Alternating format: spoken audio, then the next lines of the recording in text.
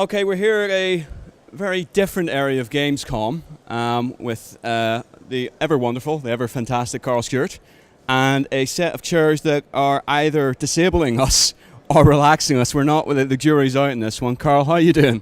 I'm doing really well. This has got to be the best way to do interviews at Gamescom. We should have this constantly. You're talking to me there, and I'm just feeling my legs being crushed. I think you've actually got the better chair here. So, Tomb Raider. I'd finally set out to make my mark. To find adventure. But instead, adventure found me. We haven't talked about that in a while. Yeah, it's been a little while. What's it been like? A couple of months?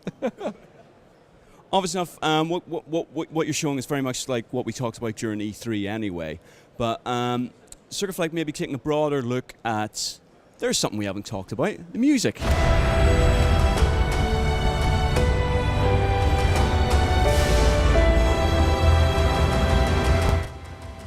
Music. So for music, that's going to be a pretty quick topic to talk about because It's a first topic. We're just about to announce the composer in the very near future, so we'll save that one. Sorry, this is just eating my ass right now. This is bloody crazy. Okay, so we can't talk about the music, but the announcement with the voice actress and the mocap actress is great. How important was that to actually have the same person doing both roles? Very important indeed, because from the very beginning of the process, it was about how we can bring sort of the real depth and emotion to our character, Lara, all the way through. And when we found Camilla, it was actually funny because we hired Camilla at the beginning of the process to do sort of the vertical slice for us. And, Camilla, over the couple of weeks and on months during that process, sort of enhanced and got better and better and better. And the depth in her voice came through and the emotion came through. And actually reached a point where we started to look for other talent, and every single time somebody came forward, we realized we actually have the right person. She's already doing such a great job that we continue to have Camilla all the way through the process. So she's done a tremendous job till now. She's brought an emotion that I don't think we've ever expected to get, and it's really helped shine through. And you can see the demonstration that we're showing now that we did at E3. Moments like the first kill, she brings it to life so much. It's unbelievable. It must be that sort of thing about working with an actress, certainly on a script like this, and going, okay, here's the complete overview, but with almost like a collaboration, because I would imagine she would actually be suggesting things herself because as she gets into the character. Yeah, that's one of the big things is that we as you asked the question before, with motion capture, actually performance capture, we brought all the actors and actresses together in the studio, and we had the scripts. They were sort of in their full suits. They had their helmets on with their cameras, and all their face was sort of mocap as well, and we were doing all the capture in one place. And when you have that amount of people together and you see the bond as they move around the set and they sort of perform, and we have the live camera so you can see everything happening at once, you start to quickly realize that there's certain lines that may not work because we were writing them in isolation. Maybe only one or two people were writing them. But when you get those people together and you see how they gel and you see how their characters are starting to enhance, it's a real fine art to be able to sort of see that.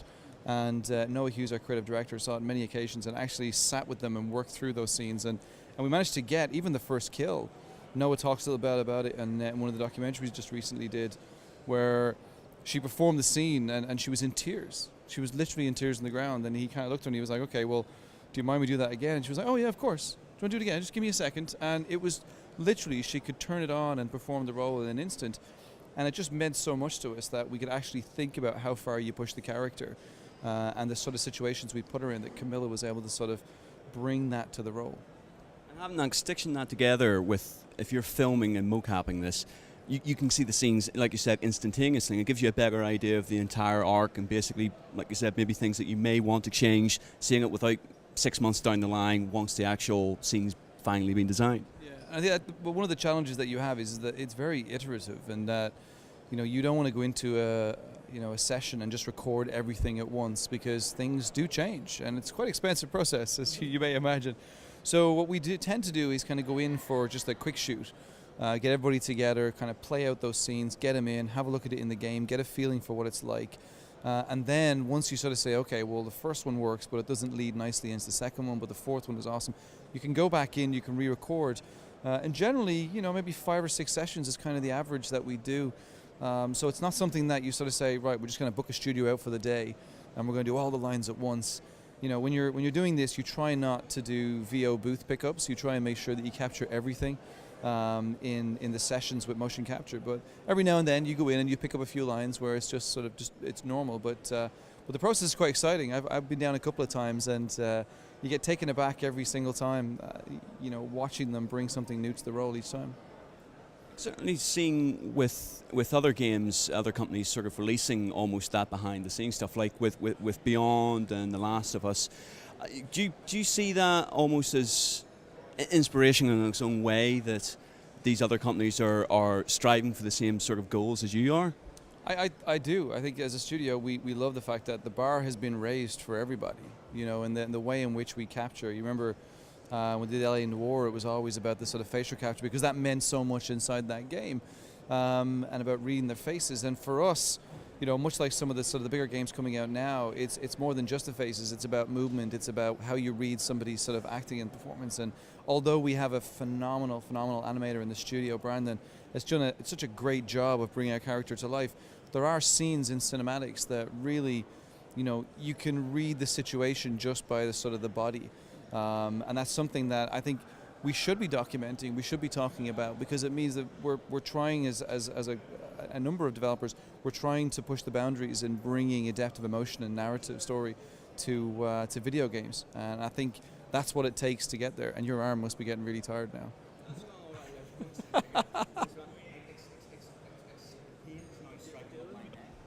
Sorry. No, yeah, but I was going to say, because I'm way with it. The pain's striking up my neck, and my mind's completely like mush.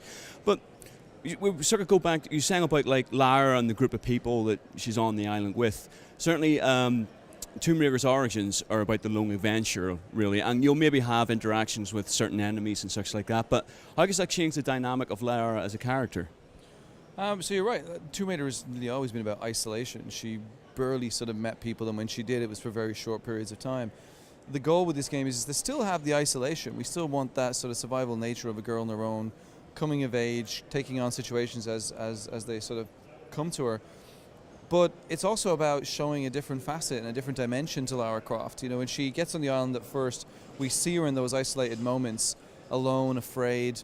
But as she meets other characters, some who she knows, Roth is that longtime mentor, and when she interacts with Roth at the beginning, she shows her weakness.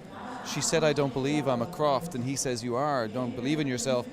And over time, how she reacts to him and how she talks to him sort of shows a facet of the character. But when you then introduce Whitman, who she's a little bit more cautious about, you start to see a different side of the character. So even though she goes back into isolation to perform sort of the game and the story, you're starting to see how her character is evolving purely because of the relationship she has with different people on the island. And that's very important, because it's something that we've never really seen of Lara before, and it helps sort of strike a very interesting balance of the character you're playing now has many dimensions and there's different rationale and motivation to why she's doing things.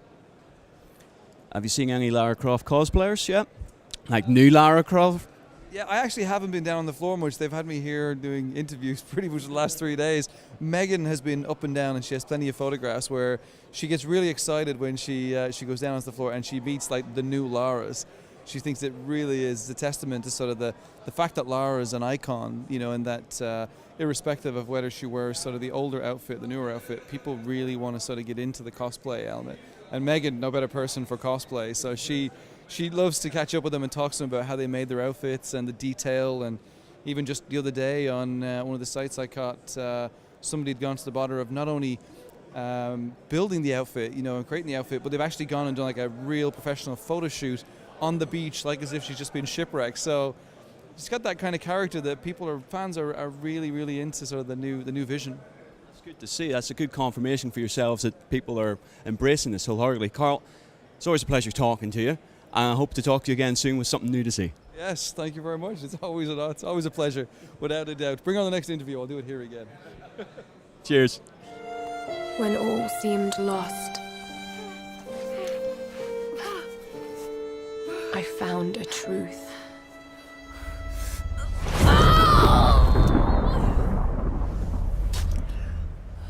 And I knew what I must become.